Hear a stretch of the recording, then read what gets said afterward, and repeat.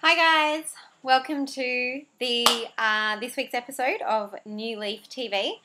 What I'd like to talk to you about today is a topic that comes up a lot in my client sessions with my VIPs, and that one is about label reading. Sometimes it seems like you need almost a degree to decipher the information that is now contained on food labels today. It's a powerful and important thing to be able to do, though, if you truly want to be able to nourish yourself with the best possible options that are out there. So, as I said, this is something that does come up, and it's something that I'll always take my clients through. And just last week, I was talking a client through this exercise, and we discovered a few interesting and shocking things. So let me start at the beginning. When you have a food label in front of you, the first thing to take note of is I want you to imagine that your food label is actually a massive billboard. It is essentially an advertising platform upon which manufacturers can put a whole lot of different messages trying to capture your attention, trying to get you to choose their product over the one sitting next to it on the shelf. So first of all, I need you to understand that manufacturers will put a whole lot of claims all around in big bold colors and letters in a bid to try and get your attention for their product. So my advice to you is, as much as possible, ignore the big bold claims on the front of the packages, around the packages, on the back of the packages. They really don't mean a whole lot. Low GI is plastered everywhere. Low fat is plastered everywhere. Natural, organic. These claims, at the end of the day, don't usually mean a whole lot. Some of them, in fact, are white lies, or they are just a play on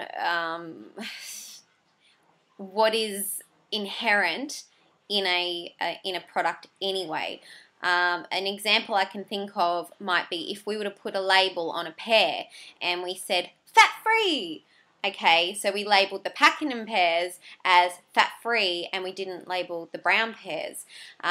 This is what manufacturers are doing. Essentially, all pears are fat-free, but a clever manufacturer may decide to label theirs as fat-free. So that's just an example of what I mean when I say they don't mean a whole lot, the claims. So ignore the claims. That's number one.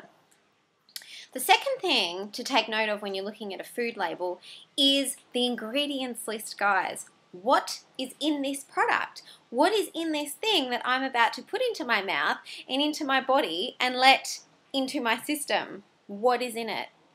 The ingredients list will always have every single ingredient in that product in order from greatest amount to least amount. So whatever's listed first is going to be present in the greatest amount, and whatever's listed last is going to be present in the least amount.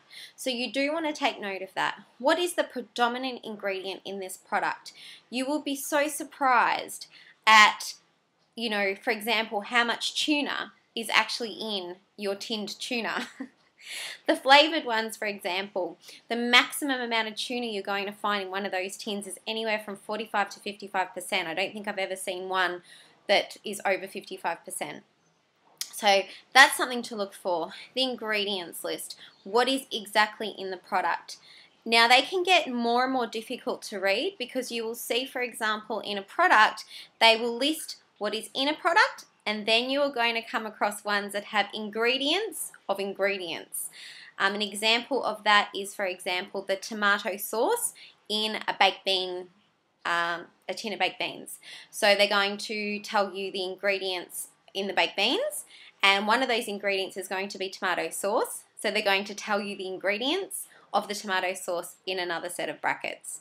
So on the back of labels, you are going to see a lot of words, a lot of brackets, and sometimes a whole lot of chemical words that don't even look like English. But to a large degree, guys, you can have a look at the ingredients, get a little bit of an idea, and the first 3 to 5 ingredients are usually the most important, and will give you a really good idea of exactly what you are eating. The next thing to look at on an ingredients or a nutrition information panel or a label, sorry, on food is the nutrition information label. So there's a little square or table on the back of every food label that is called the nutrition information panel. That will usually contain information in at least 2 columns. You're going to have a column that tells you per serve what this product includes, and it's going to tell you per 100 grams what this product contains, okay? And for each of the per serve per 100 grams, it's going to break it down into energy, carbohydrates. It's going to tell you how much of the carbohydrates are sugars. It's going to tell you how much fat. It's also going to tell you how much of that total fat is saturated fat. It's going to tell you how much protein. Sometimes it'll tell you how much salt, and sometimes a whole lot of other things.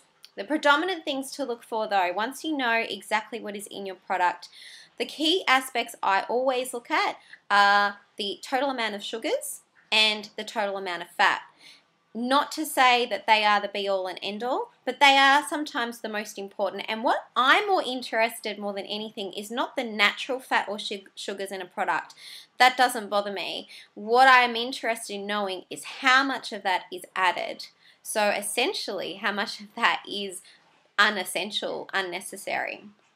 So when you look at an ingredients list, you may see that a product might have 10 grams of total fat per 100 grams, but it may have 7 grams of those total as saturated fat, which essentially means that that is a product that is 70% saturated fat in terms of the total fat content. Doesn't mean it's overall 70% saturated fat. It is actually 10% fat, because 10 grams per 100 grams is the equivalent of 10% fat. I hope I'm not losing you here. I hope you're following. But what you want to do is you want to look at these nutrition information panels, and you want to compare brands per 100 grams.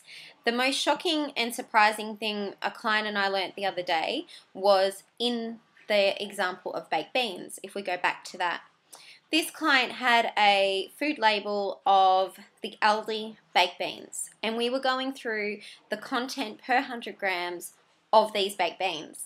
Now, it had something like, I think, 10 grams of sugar per 100 grams, something like that. And if we were to eat the whole can, that would be times 4, because there was 4 servings per can. So that would, say, be 40 grams of sugar per tin of baked beans, which sounds quite substantial. And I thought, well, before I go jumping off the cliff here and making the assumption that this is really bad scenario, I'm interested how much sugar there is in Heinz baked beans, as an example.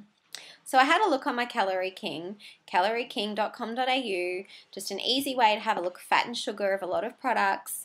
Per 100 grams of Heinz baked beans, there was half the amount of sugar of the can of Aldi baked beans.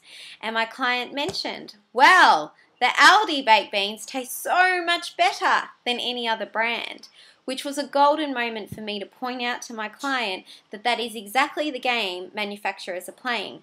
If I put a little bit more sugar, a little bit more salt in my product, then consumers are going to choose our brand over the other brands on the shelf. And that was proven to me in this session with this client. Little did he know he was consuming twice the amount of sugar in a product that essentially he had the option of choosing one that had half the amount of sugar. So for somebody who's looking to lose weight, avoid developing diabetes, and just be in their optimal state of health and well-being, you'd want to know that you've got that option. You can either choose a product that is much better for you, or you can go with the other brand.